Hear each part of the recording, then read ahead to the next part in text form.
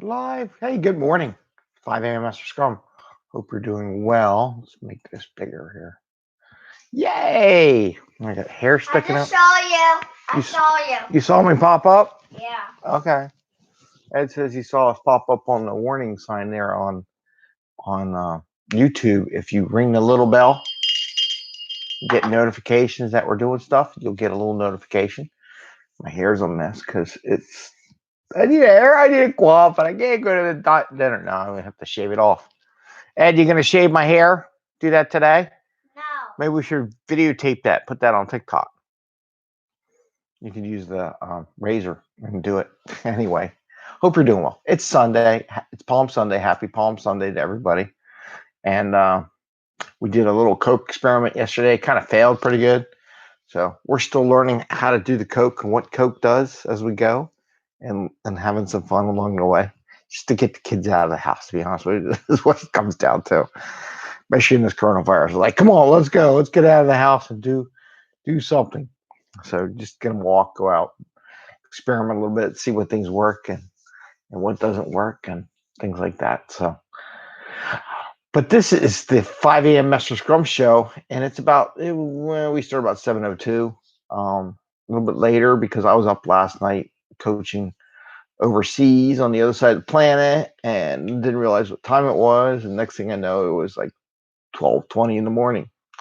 So yeah, I wasn't getting up for the 5 a.m. hour and just reading some stuff, taking it easy. It is Sunday, right? I mean, everybody wants, gotta be there and do it and everything. I mean, unless you really have a business that's what you got to do, I guess. But we're here to talk about Agile and Scrum in a tactical and practical way. And I would say, I'm going to twist it up so we usually say so you can get home to your family and friends, but you're stuck with your family and friends, right? So I'm going to talk a little bit differently today about someone mentioning they blurring the lines and how we get away from that. And then we want to bring product to our customers, right? We want to be agile and lean to bring more value to the customers so we can sell and so they can be happy and come back to what we're doing and see how that goes. Look at this little speck of hair. Woo! There, maybe.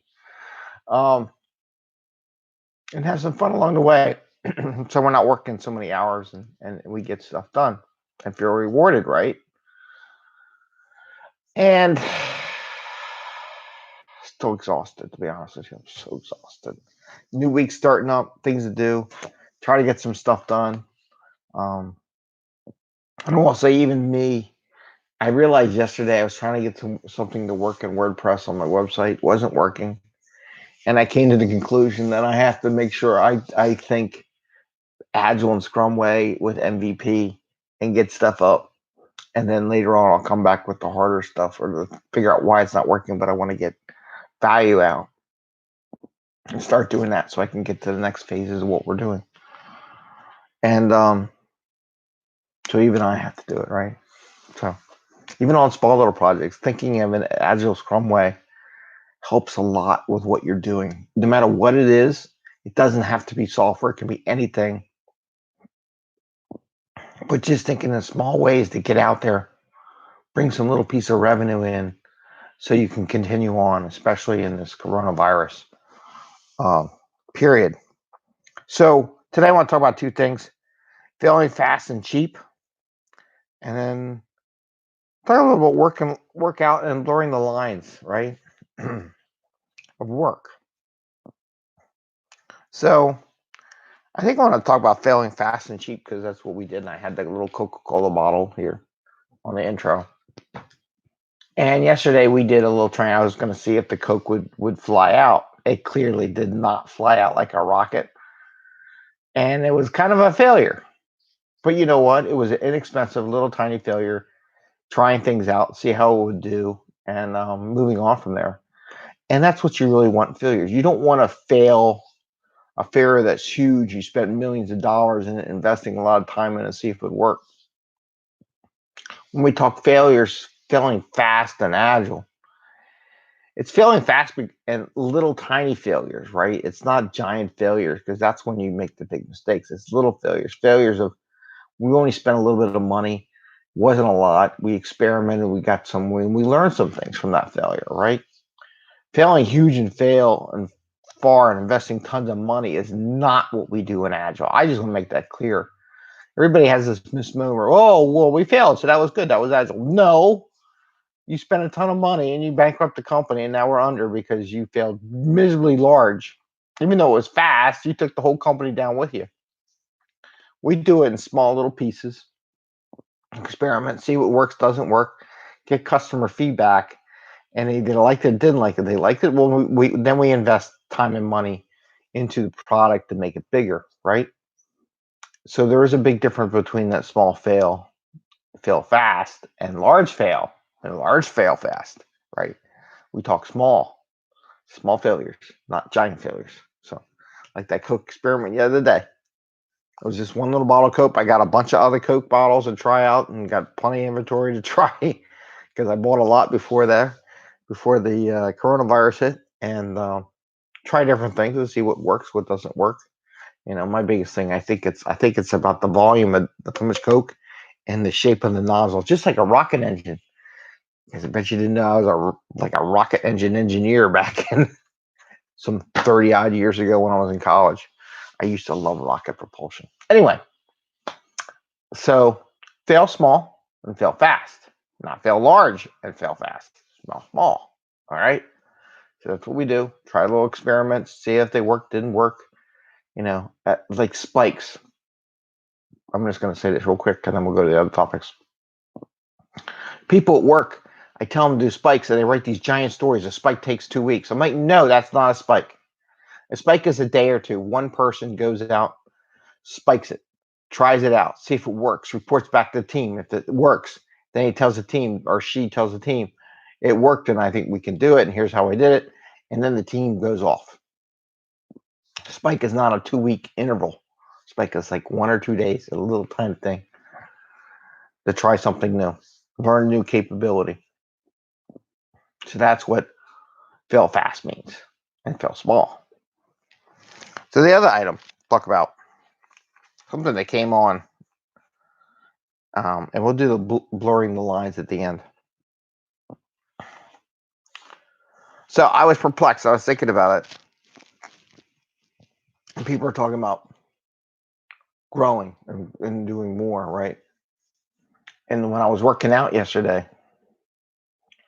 there's a couple kinds of growth that you can do. And I'm talking about automation, and people are like, why is a Scrum Master? Do I need to know about automation? Because you need to know this kind of lingo stuff. You need to be able to talk about it. You need to kind of know whether or not your team's going in the right direction. And one of my issue was a good issue. And I talked about the other day how LinkedIn and Facebook don't render the image very fast. And now, because I give it like 20 minutes, and then it seems like it works pretty fine after I do the YouTube, record it.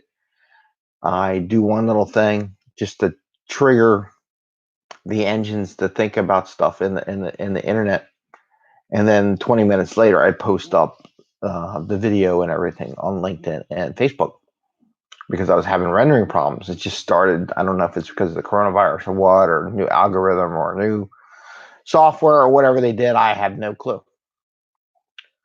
So during that 20 minutes, I go and ride the bike. I do my stationary bike and do some exercise, because I was always doing that after the show, but now I do it in between because I have small pieces, right? But I only have like 20 to 30 minutes, and I'm still working out and getting more in shape. So I got 20 minutes. So here's the question: if you're a business and you want to perform more, you're a team, right? I got a sprint. I got 2 weeks in that sprint, or in the case of the bike, I got 20 minutes to ride a bike, and I want to get healthier and healthier. So now it's getting better. It is what it is, but I really don't have a lot more time. My time box is set. There's a couple things you could do. You could add more time boxes on the end, so I can take my 20 minutes to bike. I can load in another 20 minutes and do 40 minutes of biking, right? Which there may be points to that on the healthy, longer exercise, you burn off more calories, something like that. However, there's another alternative to adding more time to get more stuff done. It's to do it better and work harder. Not in the way I was saying we work more hours, but more efficiently, more intensely, get stronger, faster. And that is, I increase the elevation during that 20-minute span. So now, instead of doubling the time at the lower level intensity, and I get more because I'm doing more sprints, more time, I am just increasing the intensity of the workout during that same 20 minutes. So I'm getting more workout in just in the same time box. And that's the same idea about automation. We're still getting more stuff done in that time box. I'm not doing Scrumafall where I start doing more testing and later on in future sprints. I am doing all that in the current sprint. And what automation allows you to do is to turn up the intensity of your testing in the same time box. By automation, you can code, you can create things that would just automatically take hold during that same 2 weeks. So you're producing more work, you're getting more out of it, but you're staying in the time box. I don't know if that made any sense. It kind of made sense to me yesterday when I was working on the bike. I'm like, I don't have time to do a 40-minute workout. It's just not going to happen. So I'm just going to increase the intensity of the 20-minute workout and try to get more out of it that way. And there'll be a max. Maybe I'll go to a half hour later on. But for right now, I got 20 minutes.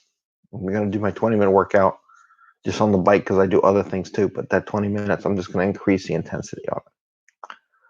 So that's what I want to talk about that. Just think of it differently.